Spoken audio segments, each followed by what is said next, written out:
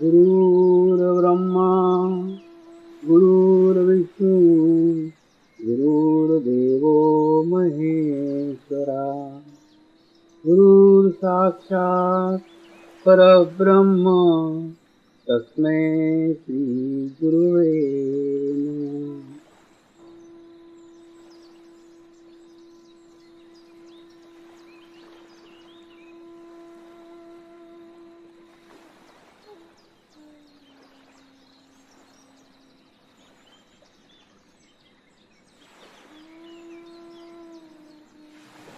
मेरे साथ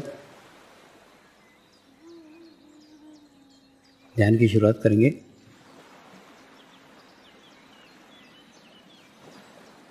मैं एक पवित्र आत्मा हूँ। मैं एक शुद्ध आत्मा हूँ। मैं एक पवित्र आत्मा हूँ। मैं एक शुद्ध आत्मा हूँ। मैं एक पवित्र आत्मा हूँ। मैं एक शुद्ध आत्मा हूँ। गुरु मंत्र का उच्चारण करेंगे। ओम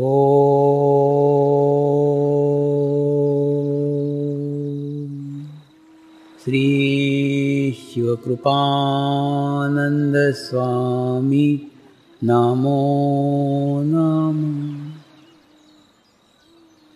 ओम श्री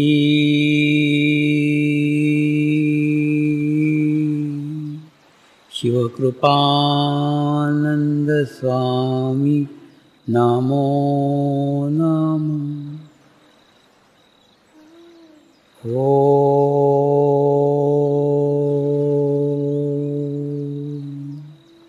श्री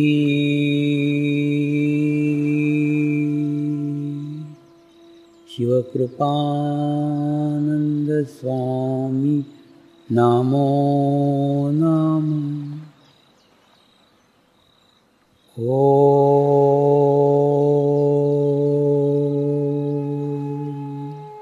श्री शिवकृपानंद स्वामी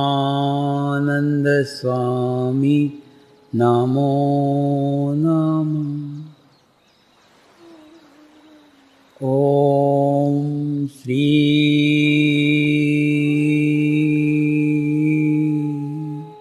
शिवकृपानंद स्वामी नमो नमः।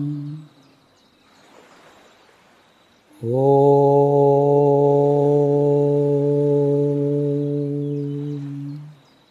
श्री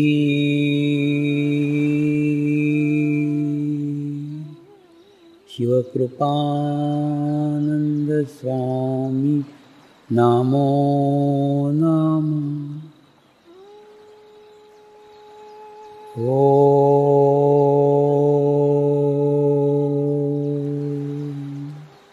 श्री शिवकृपानंद स्वामी नमो नमः।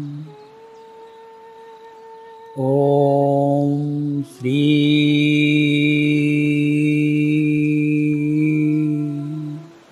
शिवकृपानंद स्वामी नमो नमः। ओम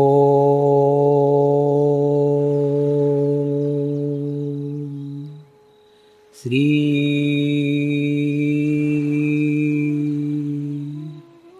शिवकृपानंद स्वामी नमो नमः। नहीं, मेरे को ज़िंदगी में सबसे अगर इंतज़ार करना किसी का अच्छा लगता है तो सूर्योदय का। सूर्योदय होने के आधे घंटे पहले से ऐसे बैठे रहता हूँ, कब उठ आ रहा है, कब आ रहा है, कब आ रहा है। आप सिर्फ उसका इंतज़ार भी करो, अंदर से एकदम एनर्जी का फ्लो ऊपर की ओर आना चालू हो जाता है। करके देखो, कल प्रयोग चाहिए तो यहाँ तो दिखता है सूर्योदय। सूर्य उगने के एक आधे घंटे पहले से उस पर चित्त रख के बैठो, वहाँ आ रहा है क्या, आ रहा है क्या। मैं सिर्फ ज़िंदगी में उसी का इंतज़ार करता हूँ, बाकी किसी का नहीं।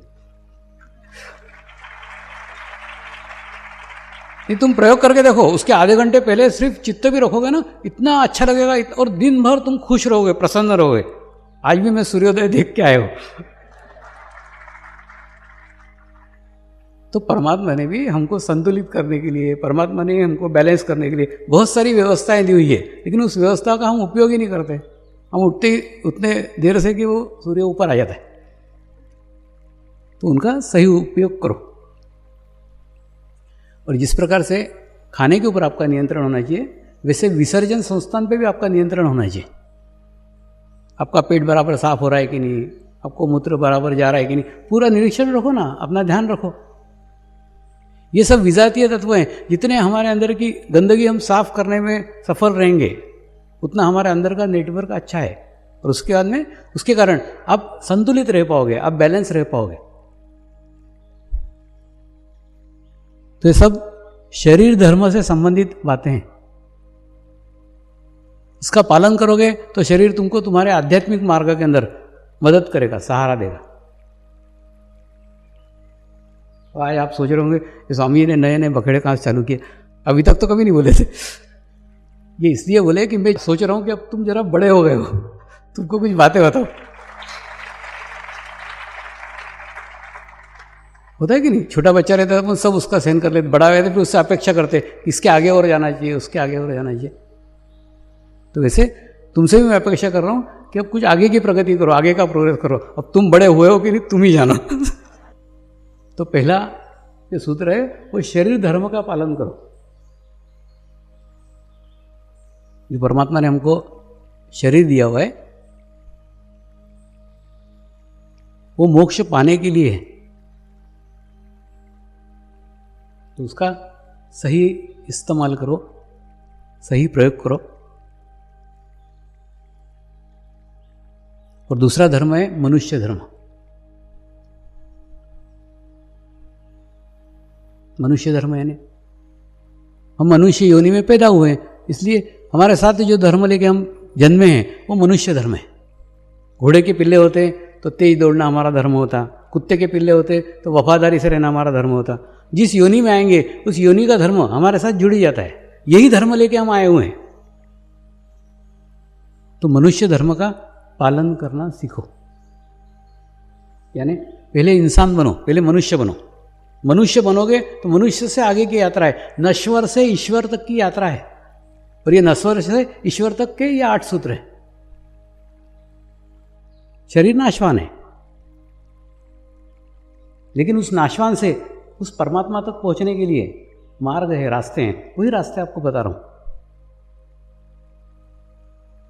दूसरा, मनुष्य का एक ही धर्म है, प्रेम।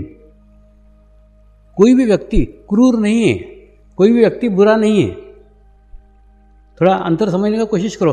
कई बार आप देखते हो एक आधा बस का ड्राइवर बस लेके चलता है और सामने छोटा सा भी एक बच्चा आ जाता है, उस बच्चे को बचाने के चक्कर में वो पूरी बस की बस उल्टा देता है और 40 लोग मर जाते हैं उसके हाथ से। मतलब जानबूझ करके एक बच्चे को भी मारना नहीं चाहता। कई ड्राइवर लोगों की मैंने मुलाकातें लिए, बोलते स्वामी जी एक बच्चा तो क्या, गिलेरी भी सामने से गई, सांप भी सामने से गया, तो भी खुद एकदम ब्रेक लग ही जाता है पैर से। और इसको बचाना कोई भाव ही नहीं, ऑटोमेटिकली ब्रेक के ऊपर पैर, जानबूझ करके छोटे से छोटी चीज़ को भी हम नहीं मारना चाहते।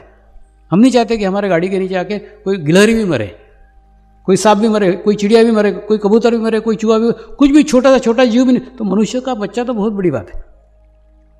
और ये हमको कोई कहता नहीं, ये एक अंदर की मनुष्यता है। ऑटोमेटिकली ब्रेक के ऊपर पैर चला ही जाता है। ये ब्रेक के ऊपर पैर चला गया, इसके ऊपर से मेरे को याद आया, जब मैं पहली बार कनाडा जाने को निकला था तब मैं नगर से मुंबई आ रहा था। और नगर से मुंबई आ रहा था तो नगर और पुणे के बीच में बहुत सारी घाटी है। रोडवेज की बस में बैठा हुआ था और ड्राइवर के पास वाली सीट पे बैठा था, क्योंकि मेरे को बाकी जगह नहीं मिली थी। और एक इतना विचित्र दृश्य देखा कि जो हिरन थे ना, वो हिरन सड़क के इस तरफ से जंप करके 7 हिरन ऐसे क्रॉस हुए पूरा, और उन्होंने कहीं भी डामर के रोड को कहीं पैर नहीं लगाया, पूरा ऐसा बस के सामने गए और इतने पास से गए कि एकदम कांच के सामने गए। तो उसने बंदी कर दी गाड़ी एकदम। और वो ड्राइवर बोला मैं 20 साल से गाड़ी चला रहा हूँ इस रोड पे, ये दृश्य मैंने आज तक जीवन में कभी नहीं देखा। हिरन ऐसे जंप कर रहे हैं सामने से। तो मनुष्य का स्वभाव क्रूर नहीं है, मूलतः मनुष्य क्रूर नहीं है। जानबूझ करके वो किसी के नुकसान नहीं पहुंचाएगा, किसी की हत्या नहीं करेगा, अनजाने में हो जाता है, अज्ञानता से हो जाता है, लेकिन जानबूझ करके वो किसी का बुरा करना नहीं चाहता। उस मनुष्यता को पहचानो।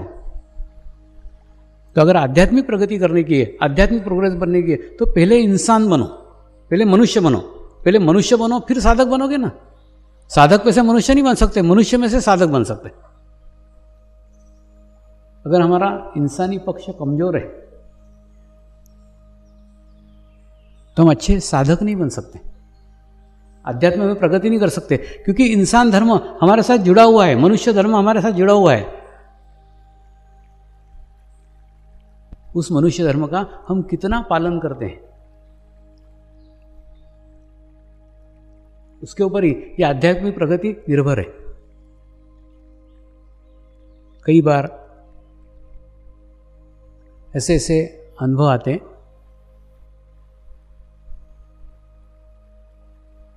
तुम्हारे भीतर, तुम्हारे अंदर जो भाव आपके अंदर है, वो भाव ऑटोमेटिकली इस शरीर के माध्यम से सामने वाले तक पहुंच जाता है।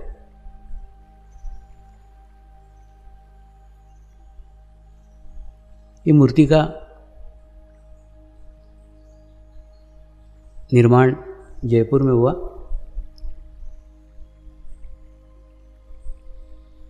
और उसका एक कारीगर मुस्लिम था जो इसके पॉलिश का काम कर रहा था, इसके फिनिशिंग का काम कर रहा था।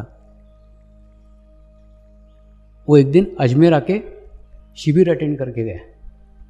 तब से उसके मन में इच्छा थी कि स्वामी जी से एक बार मेरे को मिलने को बोले तो अच्छा है। उसकी इच्छा मेरे तक पहुंच गई और मैं उसको मिलने जा पहुंचा।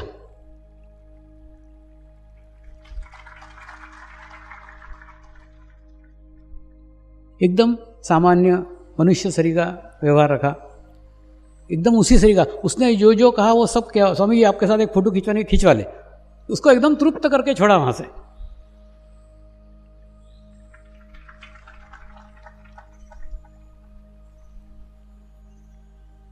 देखो अपने को ना ऊपर उठाने के लिए खूब सारे लोग मिल जाएंगे।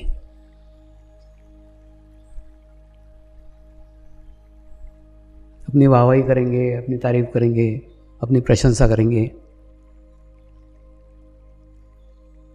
और उस प्रशंसा से प्रेरित होकर अपन अच्छा कार्य करेंगे। ऑटोमेटिकली अपवर्ड अपवर्ड अपवर्ड होते जाएंगे।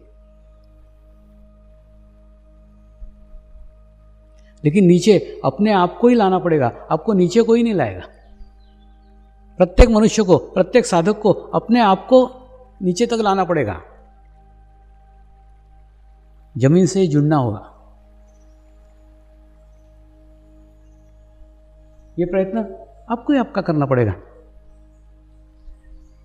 होता है, थोड़ा प्रयास करना पड़ता है, प्रयत्न करना पड़ता है, लेकिन करना चाहिए। उससे आपका नीचे से जड़ नहीं टूटेगी।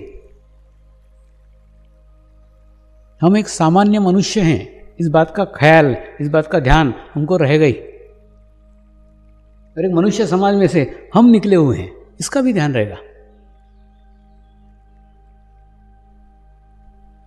इसके लिए मैं कमल के फूल का उदाहरण लेते रहता हूं।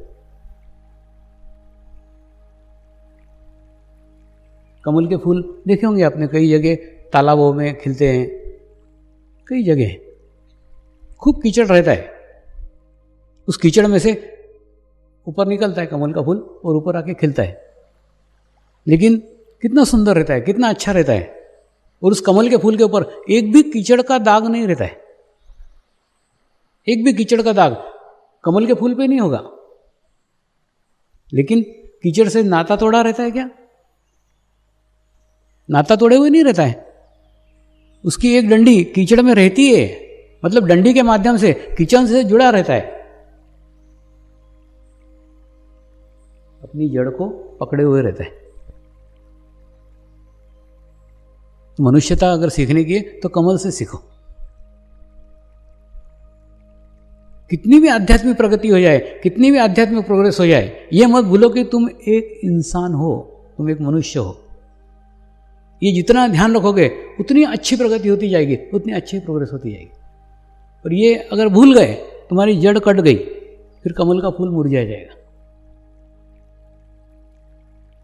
आध्यात्मिक स्थिति आपको गुरु कृपा में प्राप्त हुई है।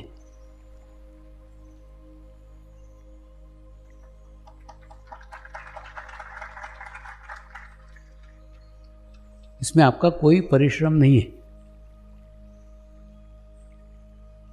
सामान्य मनुष्य को प्राप्त होगी, उसकी भी प्रगति हो जाएगी। बोलते हैं अल्लाह मेहरबान तो गधा पहलवान। तुम वो गधे हो जिस पे अल्लाह मेहरबान है।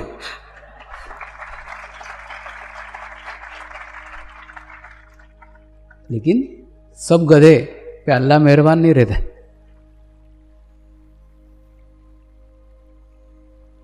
तो हमारे पूर्व कर्म के कारण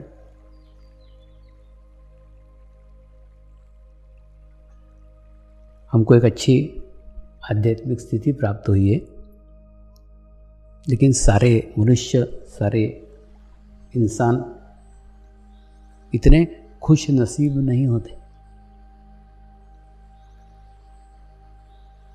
लेकिन हम भी एक इंसान हैं, इसलिए हमारा इंसानों के प्रति दायित्व है। ऐसा होता है कि नहीं?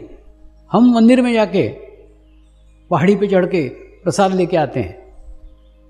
घर के बच्चे, घर के बूढ़े बूढ़े वो नहीं चढ़ सकते पहाड़ी पे, तो अपन क्या करते हैं, उस प्रसाद को सबको थोड़ा थोड़ा थोड़ा थोड़ा थोड़ा थोड़ा सब में बांटते हैं। हम भाग्यवान हैं जो पहुंच सके, लेकिन कई अभागे ऐसे हैं जो नहीं पहुंच पा रहे हैं। उनको भी भाग्यवान करना हो तो उनको भी प्रसाद दो।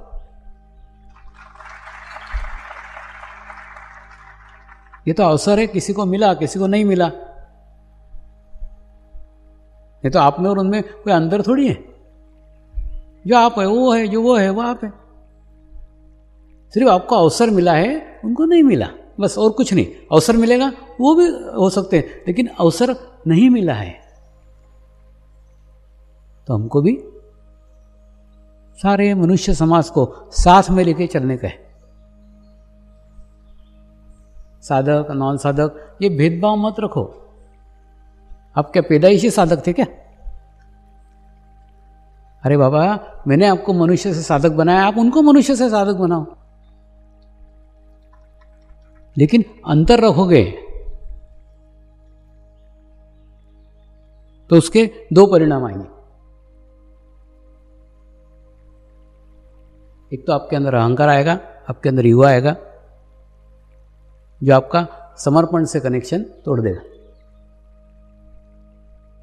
दूसरा, सामने वाला आत्मग्लानि में चला जाएगा। ये कोई 30 मार्क का दिख रहा है, तो तुम्हारे में अहंकार आ गया, उसमें आत्मग्लानि आ गई। प्रतिक्रिया तो एक ही हुई ना। आत्मग्लानि और अहंकार एक ही सिक्के के दो पहलू हैं।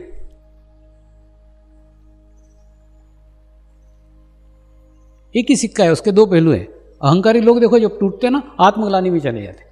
वो बीच में रास्ता ही नहीं, कोई इधर स्विंग, इधर 3 फीट इधर 3 फीट इधर। साधकों में भी हो रहा है। जिनको थोड़ी अच्छी स्थिति प्राप्त हो जाती है, जिनको एक अच्छा वातावरण मिल पाता है, वो तुरंत अहंकार में चले जाते, ईगो में चले जाते। हम कोई विशिष्ट साधक हैं, हमारी बहुत अच्छी स्थिति है। अलग हो गए। अलग हो गए तो सामूहिकता से बाहर हो गए। तुमने जहां अपने आप को अलग किया, मेरी बहुत अच्छी स्थिति है, तुमको चढ़ाने वाले तो और तुम्हारे आसपास 10 मिल जाएंगे। रहते ही है, उनसे सब बच के रहने का। जेब कटे हैं सब, अब तुम्हारी जेब काट जाएंगे, तुमको ही पता नहीं चलेगा। तो अगर ऐसे जाते हो तो भी एक साइड चले जाते हो। और दूसरे कई साधक हैं, अरे मेरी तो ये प्रॉब्लम है, मेरी तो ये समस्या है, मेरी तो ठीक ही नहीं हो रहा, मेरी अच्छी स्थिति नहीं हो रही, वो गिल्ट में चला जा रहा है। तो गिल्ट में जा रहा है, वो भी बाहर हो रहा है। जो अहंकार में जा रहा है, वो भी बाहर हो रहा है। तुम ना, जितना मैं तुमको समर्पित हूं, उतना तुम मेरे को नहीं हो। तुम तुरंत अपनी कुछ तो आइडेंटिटी कर ही लेते हो। या तो ईगो में चले जाओगे या आत्मग्लानि में चले जाओगे। मैं स्वामी जी का हूं, इसी में खत्म हो गया ना सब।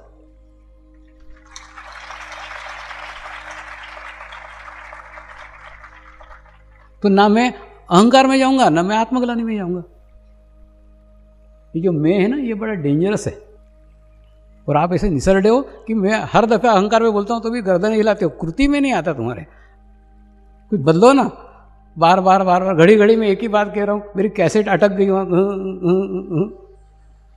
और तुमको क्या लगता है, स्वामी तो दूसरों को बोलते, मैं तो बहुत अच्छा हूँ। अरे बाबा तेरे को ही बोल रहा हूँ रे।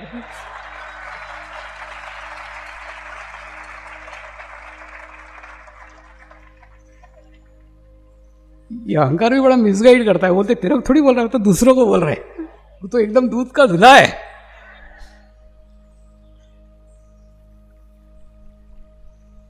तो दूसरा धर्म हमारा है मनुष्य धर्म।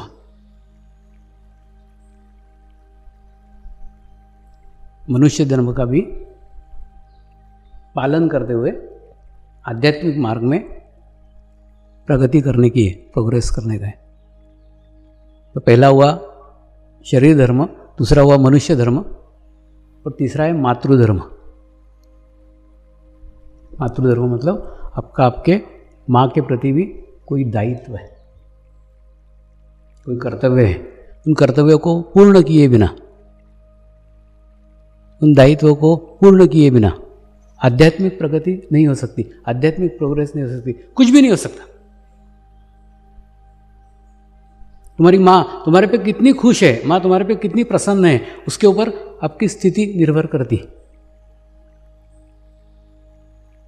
जैसे बोलते हैं ना, 3 जगत का राजा भी हो, उसकी माँ नहीं है तो भिखारी हो।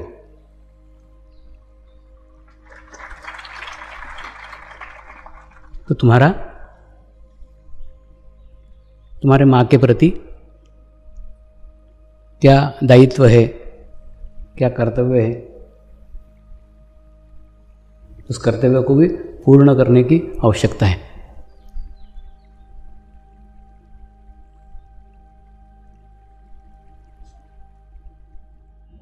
मैं स्त्री शक्ति करते रहता हूँ, तो तुम लोगों के पेट में मरोड़े उठती रहती। मैं जानता हूँ, सब जानता हूँ। मैं तुमको भी तुम्हारे प्रूफ दे सकता हूँ। तुम स्त्री को प्रतिद्वंदिता के दृष्टि से देख रहे हो। जैसे रहता कि नहीं, एक पहलवान ने ऐसा किया, दूसरे पहलवान ने ऐसा किया। और कोई कुश्तियां थोड़ी लड़ने की हैं।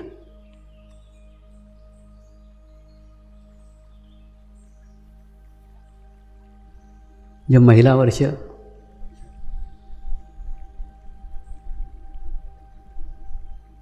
घोषित किया गया,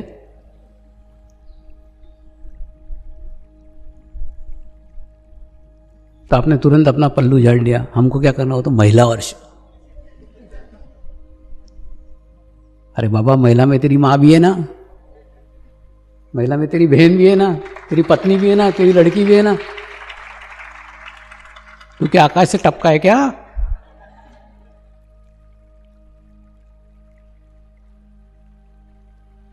ऐसा तो कोई प्राणी नहीं दिख रहा मेरे को यहाँ।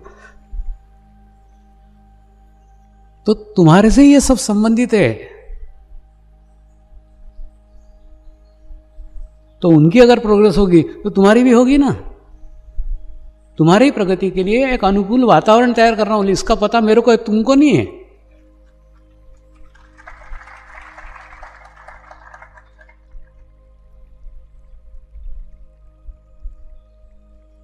यहां प्रतिद्वंदिता का सवाल नहीं है।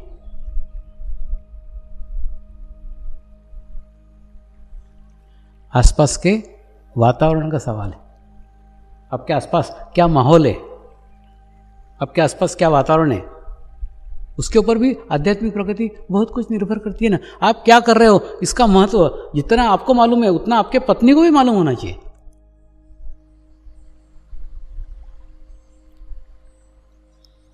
माँ क्या बोलती है, माँ क्या कहती है, उधर ध्यान ही मत दो। माँ क्या महसूस करती है आपके बारे में, वो क्या महसूस, उसकी फीलिंग क्या है अंदर से, उसका बहुत बड़ा महत्व है। बोलती तो कुछ भी रहती है, वो किसी के दबाव में बोलती रहती है, किसी स्थिति के अनुसार बोलती रहती है। जैसे मैं इस जब मार्ग में आया ना, तो सारी दुनिया मेरे विरोध में खड़ी हो गई थी, सारे अगेंस्ट, पिताजी अगेंस्ट, सब जने एकदम विरोध में। तो पिताजी इस विषय पे गालियां दे रहे हैं, उस विषय पे प्रशंसा करने की माँ की हिम्मत ही नहीं हो सकती। मतलब वो क्या बोलना चाहती है, क्या बोलना है, वो बोल ही नहीं सकती। उनके सामने वो कुछ बोल ही नहीं सकती। वो क्या चाहती है वो कुछ नहीं कह सकती। लेकिन उसके भीतर क्या महसूस किया, उसने अंदर से क्या महसूस किया, क्या महसूस कर रही थी, वो एक ही वाक्य में मुझे समझ में आ गया। पिताजी के सामने कुछ नहीं बोलती थी, उनके आगे बिल्कुल बोलेगी नहीं। मेरे को उसने एक ही बात बताया था, दुनिया गई भाड़ में, तेरी पत्नी तेरे साथ में है ना, बस बाकी कुछ नहीं, वो एक ही काफ़ी है तेरे लिए। तो लोग क्या सोचते हैं, लोग क्या बोलते हैं, उससे कुछ लेना देना नहीं। तुम्हारी फैमिली है, तुमको फेस करने का है। तो जब तेरी पत्नी इसमें तैयार है ना, ठीक है, बस बाकी क्या करना है। इसमें उसने सब कुछ उसकी रजामंदी बता दी। लेकिन पिताजी के अगेंस्ट, पिताजी के विरोध में वो नहीं बोल सकती। तो किसी भी कार्य पे निकलते हो, वो अच्छा कार्य क्यों ना हो, तुमको तुम्हारे माँ को विश्वास देना चाहिए कि क्या कर रहे हो, उसको बताओ ना, उसको इसके आइडिया दो, इसके बारे में जानकारी दो। वो इसमें आए जरूरी नहीं, सिर्फ उसको ये पता चलना चाहिए लड़का अच्छे मार्ग पे, अच्छे रास्ते पे चल रहा है, अच्छे मार्ग पे।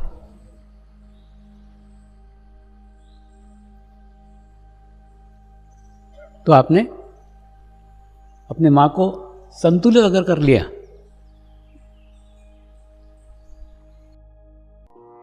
प्रार्थना करेंगे, हे परमात्मा, हम सभी पवित्र आत्माएं आपको हृदय से प्रार्थना करते हैं कि सारे विश्व में शांति हो,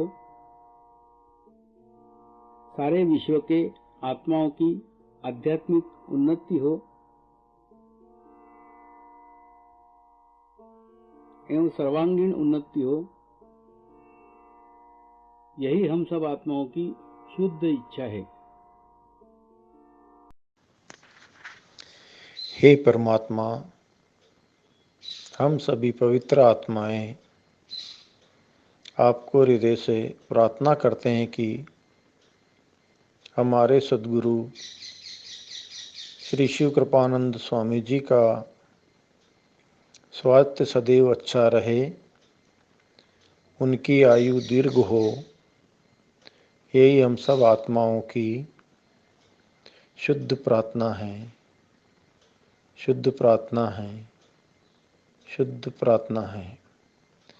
हे परमात्मा, समर्पण आश्रम व श्री गुरु शक्ति धाम का निर्माण कार्य आपकी कृपा में, आपकी करुणा में, आपकी इच्छा अनुसार निर्विघ्न संपन्न हो। यही हम सब आत्माओं की शुद्ध प्रार्थना है, शुद्ध प्रार्थना है, शुद्ध प्रार्थना है। शांति पाठ करेंगे। ओम ध्यो शांति अंतरिक्ष गुम शांति पृथ्वी शांति रापः शांति औषधयः शांति वनस्पतयः शांति विश्वे देवाः शांति ब्रह्म शांति सर्वगं शांति शांति एव शांति सामा शांति एधि ओम शांति शांति शांति सर्व इष्ट सुशांति भवतु।